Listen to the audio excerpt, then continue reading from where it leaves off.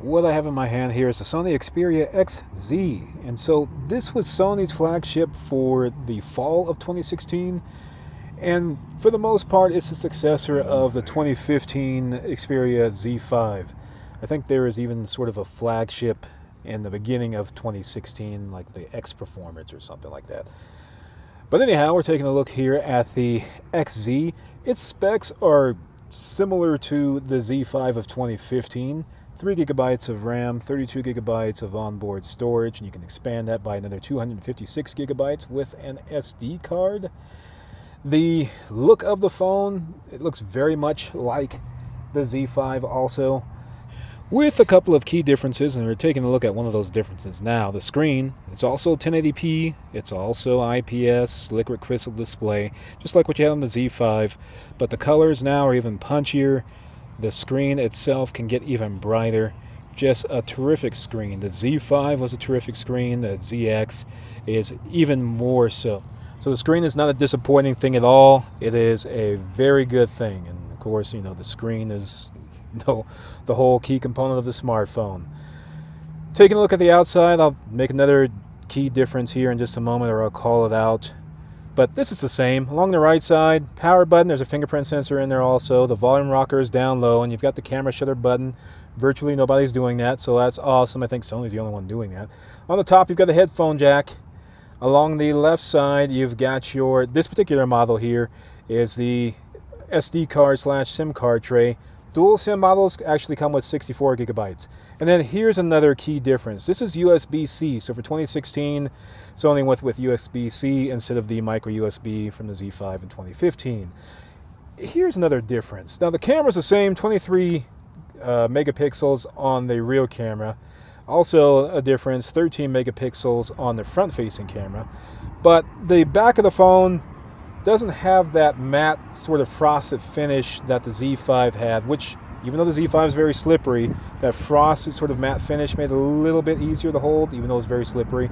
Now it doesn't have that for 2016 on the XZ, which is even more slippery. So really you just need a case. That's what it comes down to if you're interested in this phone at all. This is just showing you the load up times. It doesn't take too long, about 30 seconds, or however long that was exactly, somewhere around there.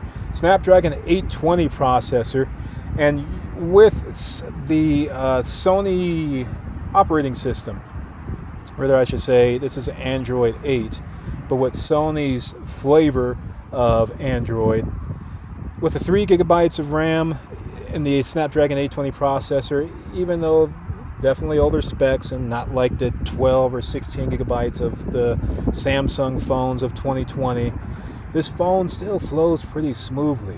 So it does pretty well for almost 4 years old as of when this video was done. And here you're seeing some of the fluidity of going through the internet. I'm connected to a Wi-Fi connection, a hotspot, while I'm outside. And as you can see, it still flows pretty smoothly. There's some load up there having to happen, but not too bad for a 2016 flagship for almost 4 years old. Another key note is that the 810, the Snapdragon 810 on the Z5, the first third of the phone from the top going down, that kind of ran hot under a heavy load. You don't have this problem on the XZ. So the Snapdragon 820 and whatever else Sony did internally to keep the phone from running so hot, not an issue. About the only time you feel it running warm is when you're charging the phone and maybe using it at the same time. Taking a look again at this beautiful display, this terrific display that I keep gushing over. It really is a fine display. For liquid crystal, it's not OLED. No, it doesn't have the deepest blacks or the brightest whites. But it really looks great. And then the dual speakers. Now, I would say this. The dual speakers sound good. The phone doesn't really resonate like it did on the Z5, whatever they did internally to cause that to happen. And the speakers, I would say maybe it's even a little bit of a downgrade from the Z5. So they don't sound quite as good, but they still sound good for dual speakers, for a smartphone anyhow. I mean, granted, it is just a smartphone. So, not bad. And again, you're getting a look at this display, and it's just impressive still. I mean, 2016 wasn't that long ago. I know these smartphones have evolved exponentially in the last 4 years since then. But really, it wasn't that long ago, and this phone still looks really good. The display, that is. Now, here's a comparison between the Z5 on the bottom and then the XZ on the top, and you can see clearly the difference. So definitely an improvement in the display. And coming up is a look in the settings, and you'll still have all the options that you have on the Z5 and be able to tweak as you like the display. You can alter the white balance a little bit, and you're going to have separate options for being able to just make those pre-selections within the image enhancement. Pre-selections, get the screen however it is that you want to get it to your liking. Now, let me mention this. Battery life, a 2900 milliamp hour battery. Battery life is not good. So let me just talk about this a little bit. Now, even though you're going to see in the background me still focusing a little bit on the screen quality and then the audio settings within settings, I got to talk about the battery life. Now, there was a comment made on the Z5 video that I did where someone just didn't have a good experience at all with the Xperia. Oddly enough, bad Xperia with the Xperia. I don't think they had the phone more than 6 months or something like that, and the battery just died. And you're paying $700, whatever the price was for this phone at the time. That would be a lot disappointing. Very disappointing indeed. And so the 2900 milliamp hour battery on this phone will get you through a full day with moderate use. So if you're not really looking at your phone for, say, anything other than web browsing, you're not really pushing it too hard, you're just kind of looking at web browsing, email, just a little bit here and there, maybe a YouTube video or two of short length, okay, you'll be fine. But if you're pushing it hard, you're going to need to charge midday. You start at 6 in the morning, by 12, 1 o'clock, you're probably going to burn through it. You're going to have to get a recharge. And that's why I'm showing that you have a stamina mode and an ultra stamina mode. And it's also probably why Sony put this on the phone in the first place, because the battery life is just not good. However, do know that there is Quick Charge 3.0, so you're talking 0 to 50% in about 40 minutes or so. Still has quick charge, so that kind of makes up for the lack of battery life. And granted, this was 2016, so the phones back then, they still weren't necessarily great when it came to battery life. Like the Pixel, I think, came out at that time, wasn't too great. The Samsung S7 wasn't really too much to behold. The iPhone 7 wasn't too great, even though the 7 Plus was.